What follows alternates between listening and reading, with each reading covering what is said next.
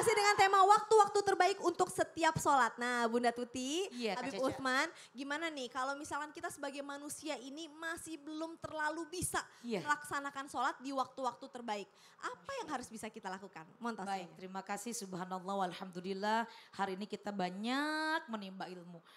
Kalau misalkan kita tahu waktu sholat fardu. Zuhur jam berapa, asar jam berapa, maghrib jam berapa, isya dan subuh jam berapa. Pasti kita akan mementingkan, memuliakan waktu-waktu yang afdol di dalam sholat yaitu tepat waktu. Kapan kita melaksanakan sholat zuhur?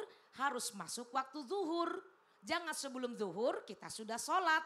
Maka ketika kita ibadah harus diiringi dengan ilmu. Kalau kita ibadah tanpa diiringi dengan ilmu, otomatis akan ditolak. Sholat zuhur jam 10, diterima tidak sholatnya Bu? Enggak. Sholat asar jam 2, diterima tidak? Enggak. Makanya kita harus tahu kapan tepatnya waktu sholat, maka kita rindukan azan itu.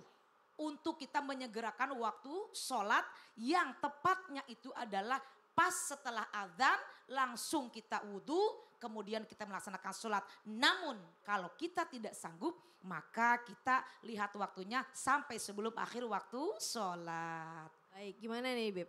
Bismillahirrahmanirrahim. Allahumma sholli ala sayyidina Muhammad wa ala ali sayyidina Muhammad. Ingat, kapan sih waktu terbaik kita udah jelasin semuanya. Bagaimana kalau belum bisa melaksanakannya?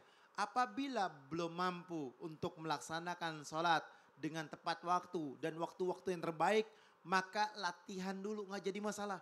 Yang penting 5 waktu dulu, yang penting dijalankan dulu, yang penting dikerjakan dulu. Ketika dia sudah mengerjakan dan dia sudah bisa, maka insya Allah akan terbiasa. Sehingga dia akan mudah untuk menjalankannya dan dia akan mencari waktu-waktu yang terbaik. Sama seperti seorang anak bayi yang dia nggak paham makanan enak. Dikasih bubur yang gak ada rasanya pun ditelan sama dia. Lama-lama dia akan terbiasa makan itu dan dia lidahnya akan terbiasa dan dia tahu makanan enak. Sehingga ketika dewasanya dia mencari sendiri di mana tempat restoran yang enak. Sama seperti orang yang ibadah. Ketika dia memahami bahwasanya dekat kepada Allah adalah bentuk daripada meminta pertolongan kepada Allah. Allah Tuhan, kita makhluk. Allah Subhanahu wa taala adalah yang menciptakan langit dan bumi. Kita manusia hina. Tidak ada daya dan upaya kecuali dengan pertolongan Allah. Kalau kita mau ditolong oleh Allah, maka kita bersegera dalam sholat kita. Maka kita melaksanakan daripada perintah Allah. Kita menjalankannya dalam waktu keadaan apapun. Sehingga Allah akan melihat kita. Allah memandang kita. Allah memperhatikan kita. Wasta'inu bisabri wa shalah. Jadikan sholat sebagai penolong kita. Kalau kita mau ditolong oleh Allah, kita mau diselamatkan oleh Allah, kita mau dibukakan pintu jalan keluar dari setiap permasalahan yang kita miliki, maka bujuk Allah, rayu Allah, dekatkan diri kepada Allah, sujud minta kepada Allah, maka niscaya kita akan mendapatkan pertolongan oleh Allah Subhanahu wa taala dan kita tergolong daripada hamba Allah yang ingin mencari ridhonya Allah, yang ingin mendapatkan rahmatnya Allah sehingga hidup kita insya Allah dalam keadaan mudah, bahagia, sakinah, mawaddah, warahmah. Amin ya rabbal.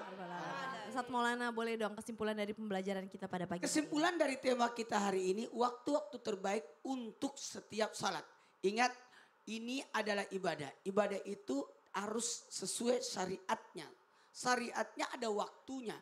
Maka salatlah di waktunya.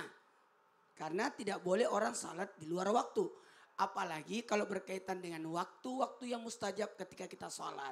Maka kalau sholat fardu lebih cepat, lebih bagus sesuai waktu. Karena kenapa? Jangan sampai kalau terlambat makin kurang pahalanya. Dan bagaimana dengan yang namanya sholat yang sunnah-sunnah. Kayak sholat sunat fajar, maka lakukanlah sholat sunat fajar. Apalagi namanya rawatib yang mengikuti sholat fardu itu sendiri. Maka yuk jangan pernah meninggalkan sholat dan usahakan jaga sholatnya, yakni bukan hanya jaga gerakannya, tapi jaga jangan sampai kita telat untuk melaksanakan sholat. Masya Allah, tabarakallah. Nah jamaah Islam itu indah. Yuk jadikan sholat adalah momen yang paling indah dan yang paling kita rindukan untuk selalu bisa berkomunikasi dengan Allah Subhanahu wa taala. Sekarang saatnya saya Caca Frederika beserta segenap tim yang bertugas. Mohon pamit undur diri, mohon maaf apabila ada salah-salah kata. Insya Allah besok kita ketemu lagi tetap di jam yang sama. Wassalamualaikum warahmatullahi wabarakatuh. Waalaikumsalam Assalamualaikum warahmatullahi warahmatullahi wabarakatuh. wabarakatuh.